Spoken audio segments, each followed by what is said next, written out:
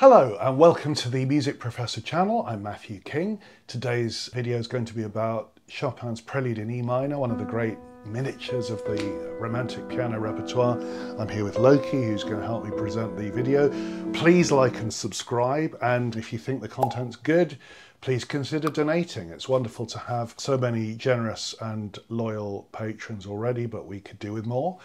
Thank you for your help. So today's video is all about Chopin, one of the great virtuosi of the early 19th century. But from our point of view, what's even more important about Chopin is the way that he massively advanced the harmonic vocabulary of music in the early 19th century. Certainly one of the most important harmonists of music history, actually, and one of the most influential harmonists in the 19th century. For example, the music of Richard Wagner, the harmony of Tristan and Isolde, which we all consider to be the great milestone of 19th century music and of the development of harmony in the 19th century, would be inconceivable without Chopin, as we'll demonstrate today in the discussion about the E minor Prelude.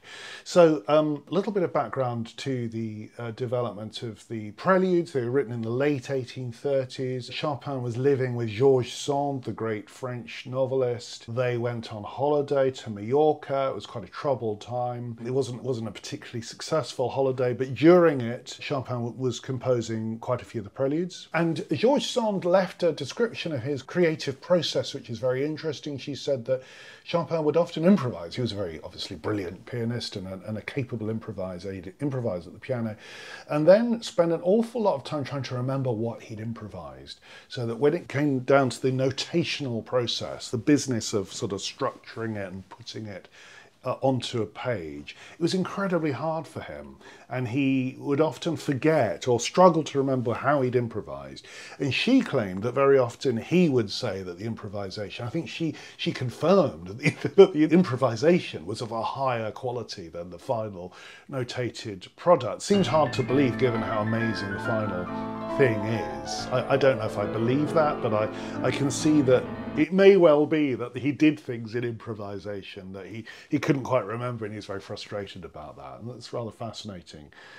That connection between improvisation and composition, something that in the 20th century we've slightly lost, but in the 19th century, and certainly in the Baroque era, Bach virtually did write down some of his own improvisations. The way in which composers simply sat down at their instrument and improvised, that was absolutely part of composition. And I still think can be. I still think that composers can do that and should, in a way, do that.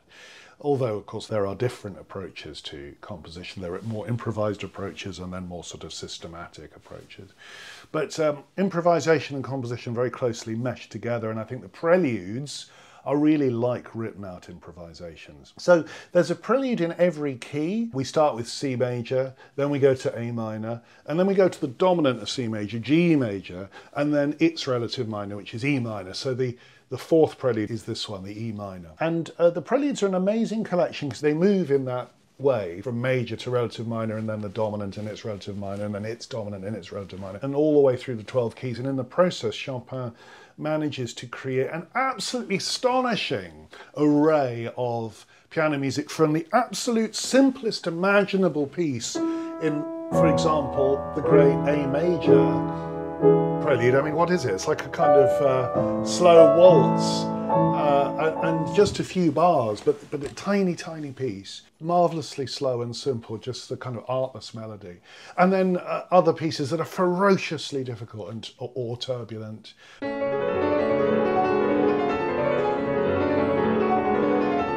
Virtually every musical character is explored in the cycle, so it's a huge compendium of Chopin's virtuosity, not only as a pianist but as a composer as well. The virtuosity of a composer who can write in almost every form and every piano texture and every character, every mood. What can I compare it to? I don't know. I mean, it's sort of like, obviously from a different era, but James Joyce's Ulysses, the way that in a single day he explores a vast sort of plethora of literary genres, and all kinds of games are being played and tied in with mythology, so that the whole book becomes a sort of universe.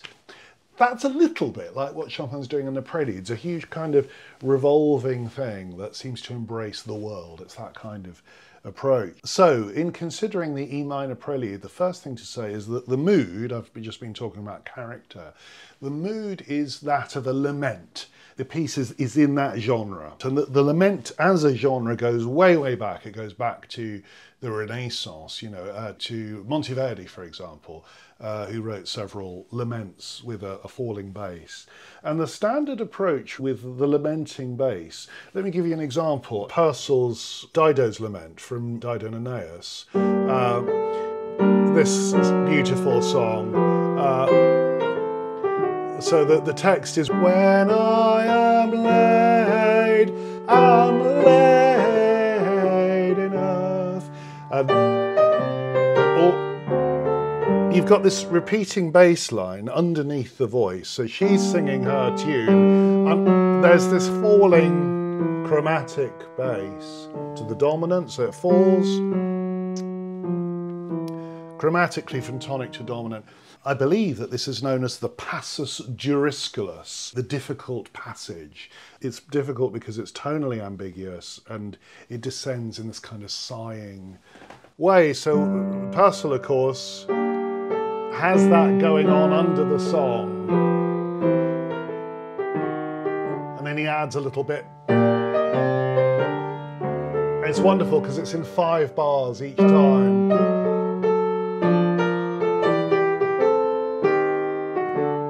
Comes round.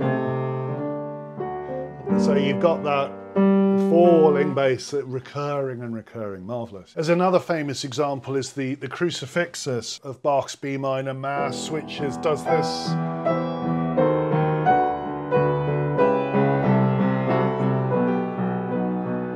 So you've got, again, dropping from the tonic to the dominant, and again circles round in order to represent the crucifixion. It's this amazing thing where these different voices, crucifix, crucifix, sort of roll in over each other. Amazing music. So this lament thing that we're talking about is not only well established in music history and in the sort of evolution of harmony, but it's also associated with many of the most extraordinary pieces, because the chromaticism gives rise to these beautiful harmonic possibilities. By Chopin's time, well, I mean, he was aware of all of this repertoire. He's a huge Bach fan, Chopin. And he was less keen on Beethoven, but he would have known the end of the 9th Symphony. Incidentally, I'm going to talk about the 9th Symphony soon because it's the 200th anniversary was a couple of days ago. But you'll remember that the end of the first movement does this. Beethoven has this wonderful da da da da da, da descending bass thing.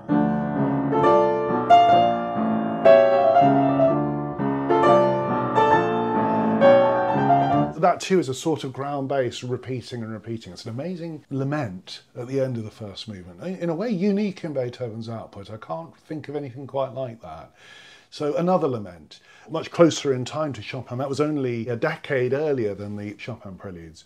So the lamenting pattern, moving from tonic to dominant, that's something to remember. Now, what happens in Chopin's Lament, this E minor prelude, is it's a little different from the examples I've given you. In each example I've given you so far, you move from tonic to dominant chromatically, which would imply that if you'd done that, Chopin would have written something like this.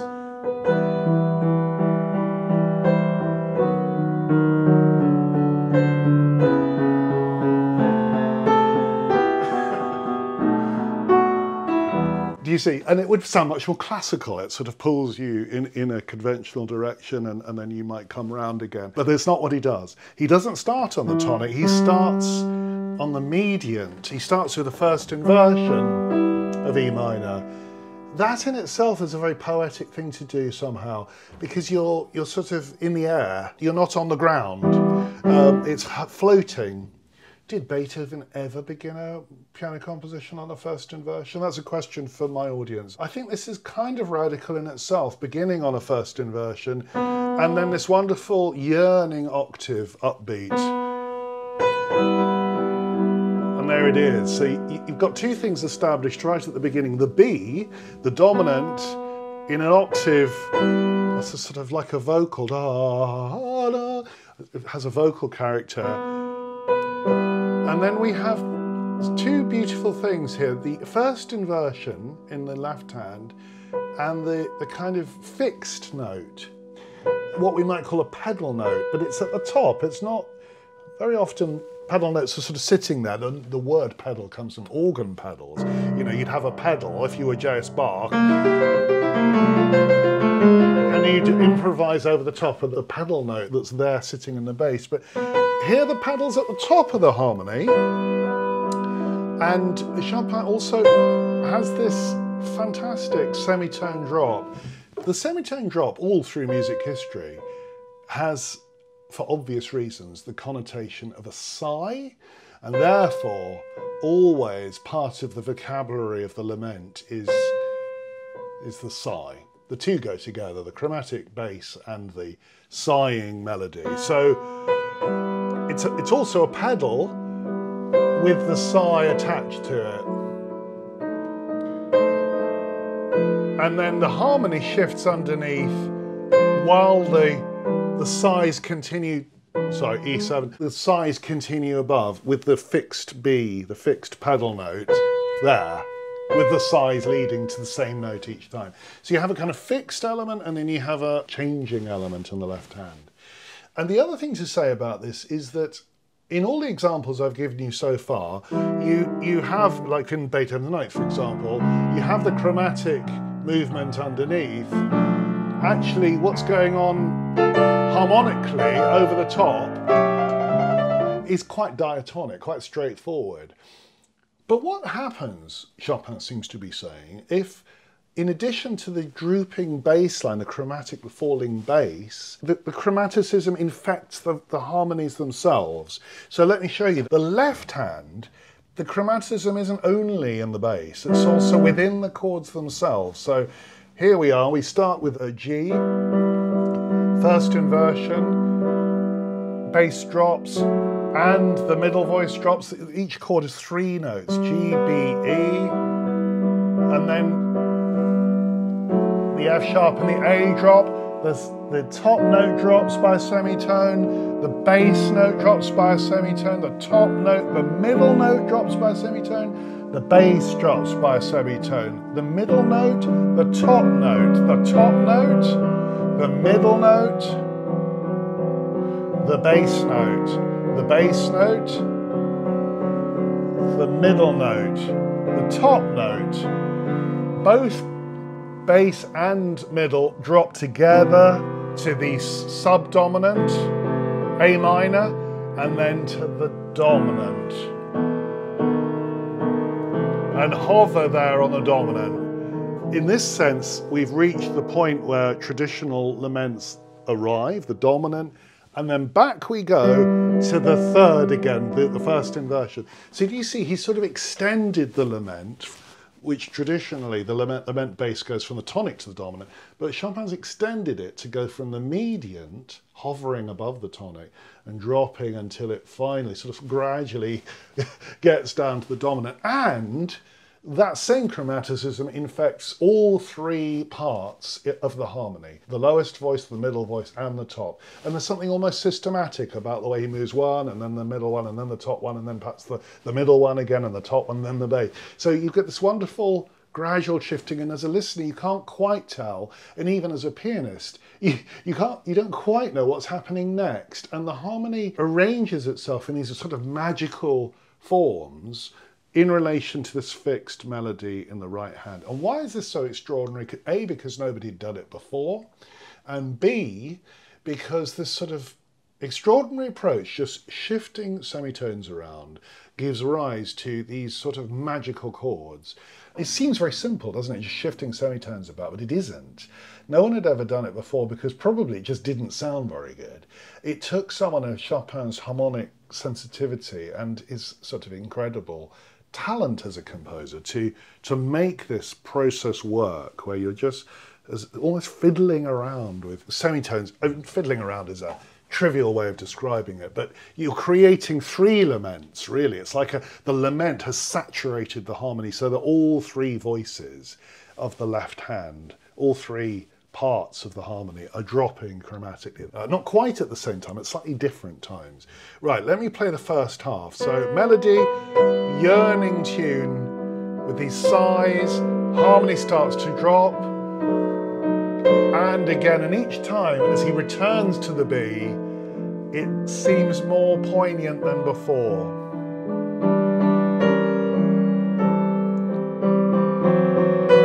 Now we've moved down to A. D7 has been reached. And now we're moving towards A minor. That's a very typical Chopin melodic device. You're sort of expecting it to go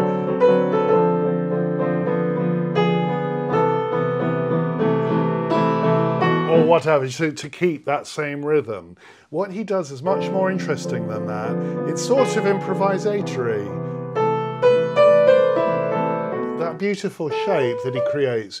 2 up, 2 down, and then 2 around the F sharp.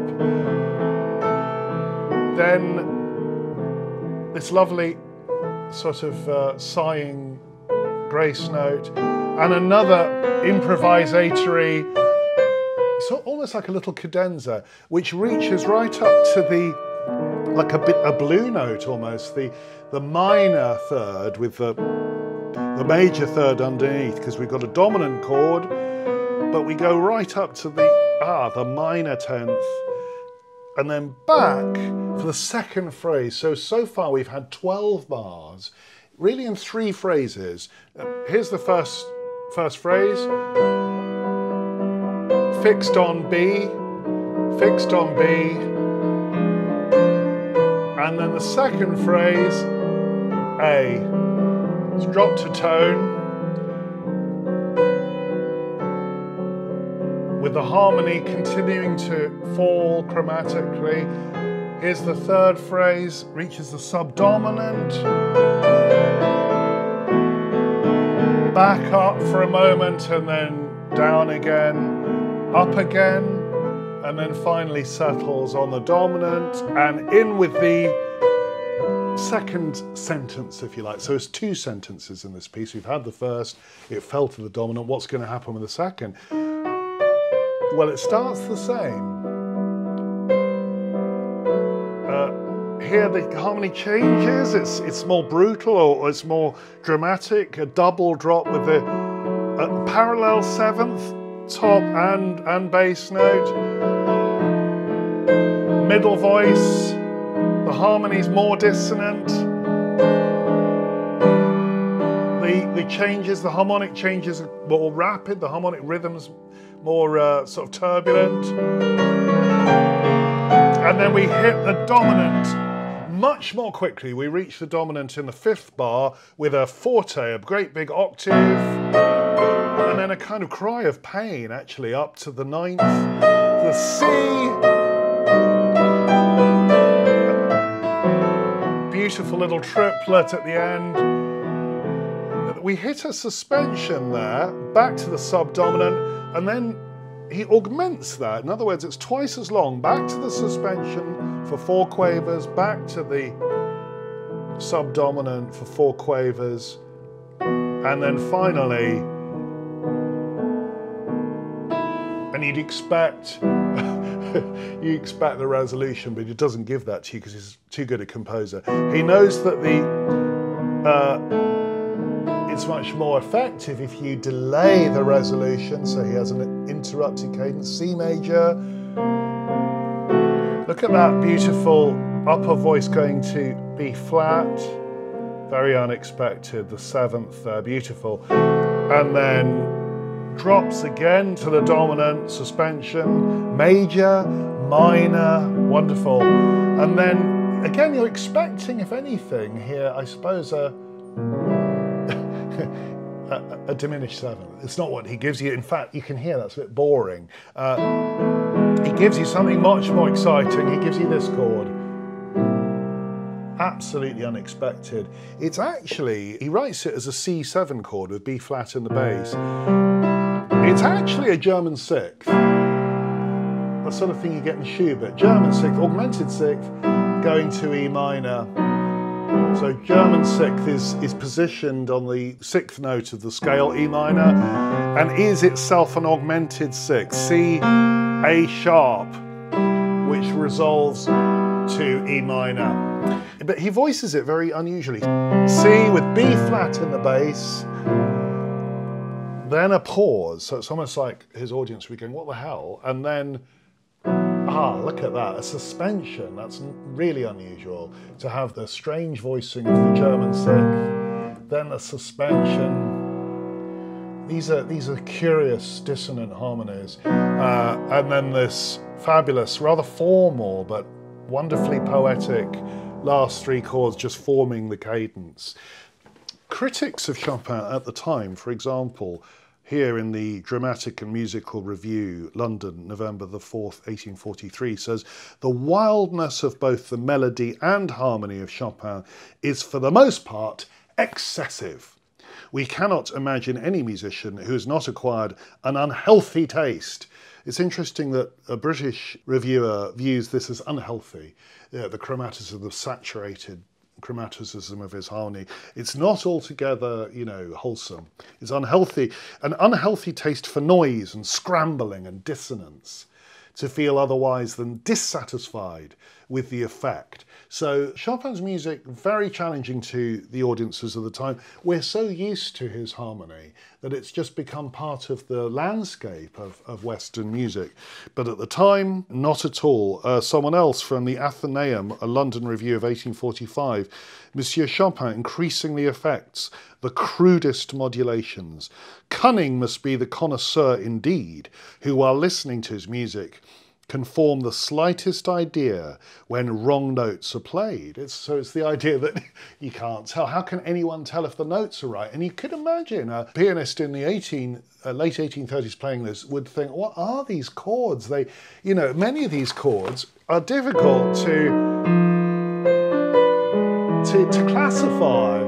You've got these wonderfully dissonant combinations. Of course, it's always hovering on the edge of, it's not exactly atonality, you kind of know where you are, it's E minor, but it's almost colour. It's this fascination with the colour of each combination of notes that's driving it. And behind it all, an absolutely inexorable sense of where he's going. Chopin knows exactly where he's going.